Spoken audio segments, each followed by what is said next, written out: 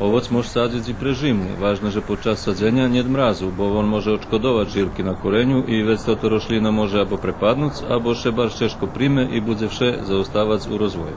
Proizvođačima koji sade, odnosno podižu zasade bez prevremenih grančica, savjetujem da tu sadnju obave sada u jesen, jer jesanja sadnja je daleko bolja nego prolećna sadnja. Ukoliko se korište sadnice sa prevremenim grančicama, onda je ta sadnja najbolje da se obavi u martu ili aprilu mesecu, ali najkasniji rok jeste do 10. 15. maja.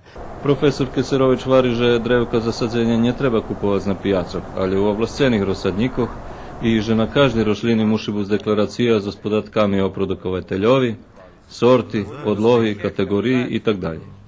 Sadnici bar sljedani i už već nie można iz oreh, liskovec, kajsu, a i malini, kupini, černici i bišalmi už popredani na vekšini mestoh, co dokaže ovocarstvo u Srbiji u pravej ekspanziji.